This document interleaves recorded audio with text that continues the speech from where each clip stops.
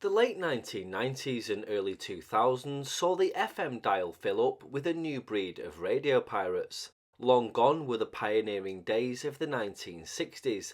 The land-based pirates of the 1970s and 80s were a distant memory, and the pirates of the 90s were evolving. The scene went from a world of love and peace to a dog-eat-dog culture playing the latest in garage drum and bass and other new music genres. With the love of music eclipsed somewhat by drugs and gangs, an FM turf war began to rage in Essex and London, and in this series we'll be talking to one of the people at the centre of a daily battle to stay on the air and run a successful pirate radio station. Killer was the station manager at Essex pirate Y2K in the early 2000s, and he's well known for his appearance in the cult 2003 documentary series Tower Block Dreams. I approached him and said I'd like to ask him some questions, and he agreed. He'll be joining me as we sit down and take a walk back into the real world of pirate radio in the early to mid 2000s. In this series we'll look at many of the stations around London and Essex and some of the people involved in them, as well as the cat and mouse game between the pirates and the DTI. Uncle K, good to have you on the channel. We actually, our paths crossed about 8 months ago. I had COVID and I did a video on the sort of similarities between People Just Do Nothing and Tower Block Dreams, and we sort of, our paths crossed then, and we sort of like spoke ever since. And I've approached you and just said I want to ask you some questions to sort of paint a picture of the pirate radio scene back in Essex and London in the late 90s, early 2000s, because as we've said before, it was a really different world to the 70s, 80s, and even the early 90s. Yeah, so, definitely. So I thought we'd just sort of break it up into sort of the early days of pirate radio for you, then talk about Tower Block Dreams. And if anyone's watching this who doesn't know what Tower Block Dreams is, then you'll find out as we go through, and then just sort of talk about after Tower Block Dreams. So what was your first introduction to pirate radio for you? The first time ever for pirate radio was someone was playing a tape in school recorded off pirate radio. Right. And then they told me where, like, how you listen to pirate radio. Basically, you just tune in, and I was like, I'm gonna give this a go, and I'll get home, like, and I just tuned in that night, and I was like, and that first ever station was Eruption FM. Right. So what year are we talking here, roughly? I reckon that was 95, 94, 95. So the sort of the main thing for you was Y2K. That was your station.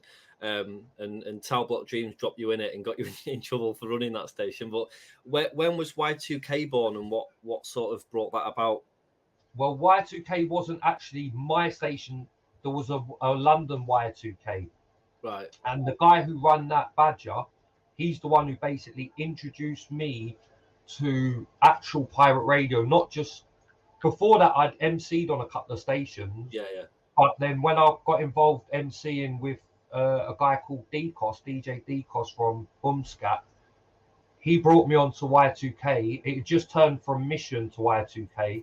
Right. Then I got in with them. I started being the studio manager, and it went from there. Then I went to run my own station in Essex, and he said, why don't you call it Y2K Essex? And I was like, solved a station name, and that was it. And then obviously we were still linked, like their DJs were coming down, some of ours were going up, was doing like raves together and that.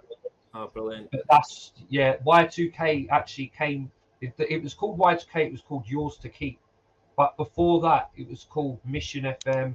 Before that, it was called, oh man, I feel bad now forgetting it. But it was 90.6. It was an iconic frequency in London. So. And Y2K was Yours to Keep. I always thought it was something to do with like Y2K, year 2000. And yeah, everyone always thought it would be something to do with the millennium. But it weren't. It was called Yours to Keep Radio. So in Tower Block Dreams, we see you go from the old studio to the new studio. Was there more studios than that, and where were those? Oh yeah. Right. So in the whole time of doing Y2K, we probably had 20 to 30 studios. Right.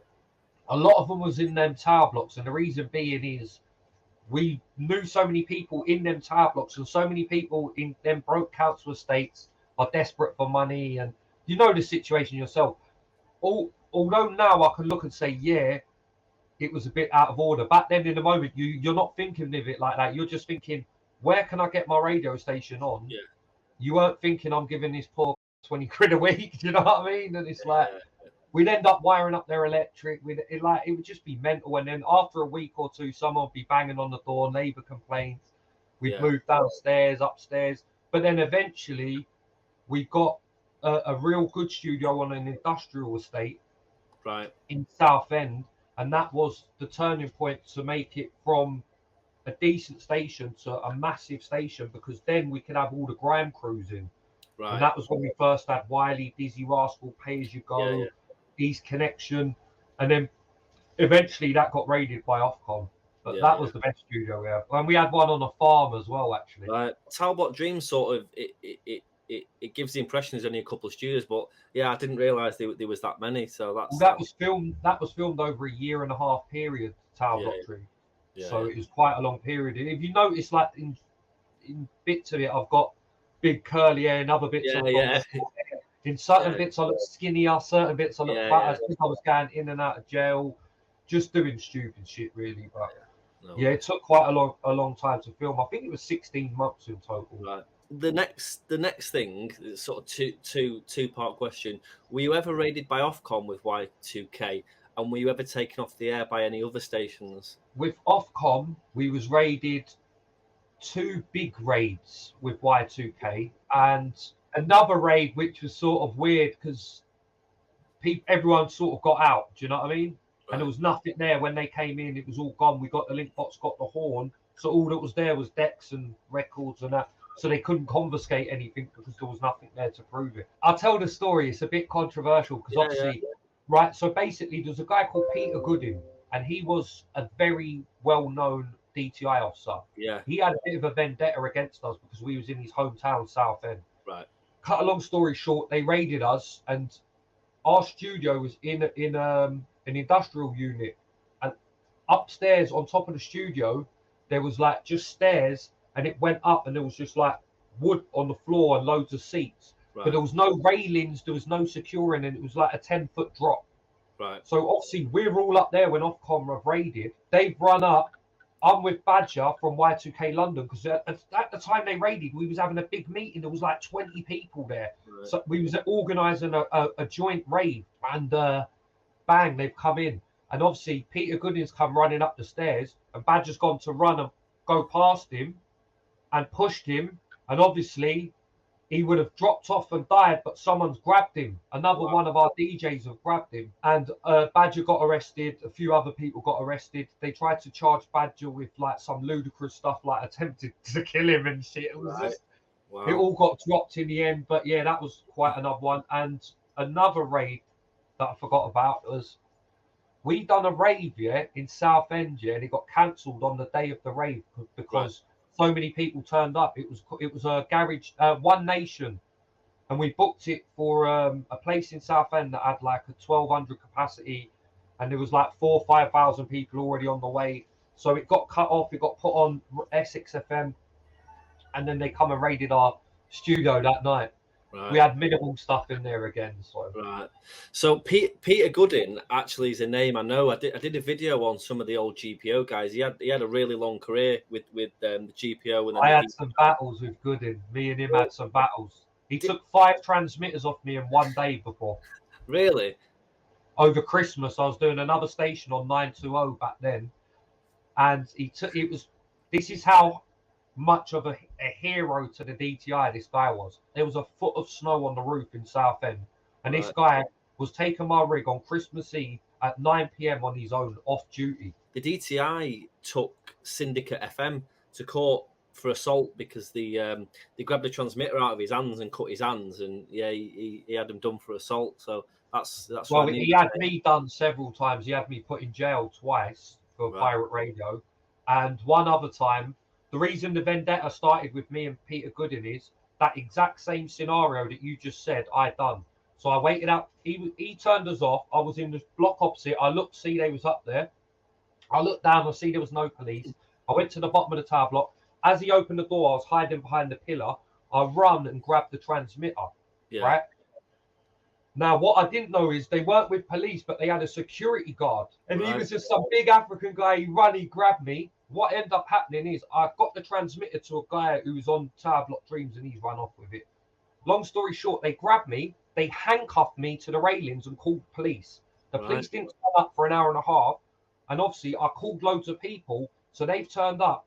DTI have off and left me handcuffed to the railings outside Coleman Street. The police had turned up, unhandcuffed me, de-arrested me, said they had no powers. DTI had no powers to arrest me, and that was the worst thing I ever done. Because after that, it was a vendetta. It was a war.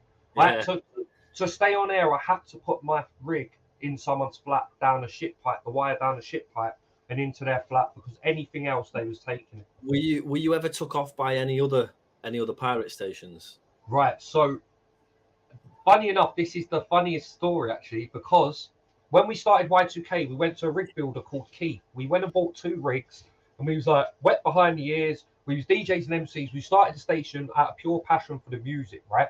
We went and put the transmitters on the first night, woke up the next morning, everything was gone. We went back the next day, put another one on, everything went. And then from that time till the end of my radio career, I've maybe bought 1 transmitter. After that, I just realized this is pirate radio. We are not even, we're getting eaten by pirates here. This is ludicrous. But that was the only times robbing Y2K. I was then running another station, and a guy called Biddle from Creative FM in Berkshire, also Point Blank FM's engineer he was. I robbed his station about 20 times. He found out and he come and robbed me. But he phoned me on private number, right? Funny story, and he can't deny any of these stories, Biddle. He phoned me on private number, and because of his accent being around Berkshire, he was like, "You won't take my shit again." So I was like, 2 and 2, this is this guy. So I phoned him up. I said, "Who told you I took your stuff?" He said, Lee John from RIP to Lee John, pirate radio legend from Trilogy FM and UK's finest. Yeah, massive stations. Like probably the station I robbed them the most times, but they had the biggest signal out of any station that ever come on. They would put 800 watts on like a massive hill in a fucking 100-foot tree. But ultimately, what I'm saying about Biddle is, is he come and stole all my shit and then ended up bringing it all back. I told him I didn't steal his shit. Lee John was lying. He brought all my shit back to Southend and left it with £1,000 cash for the inconvenience in the bush. And then afterwards, I kept taking all his shit. I was horrible. I was like, I'm not going to blame it on mental health, but it was just pirate radio sends you crazy, bro. You're just in another world. It's like a totally different universe. I suppose it's dog eat dog in it as well. And like the London, it's not. If you're in Birmingham, Derby, Leicester, it's not, because there's not a million stations. When you're in London and there's 90 stations, you're in Essex, there's 15, there's 10 in Kent, there's 10 on the surrounding M25.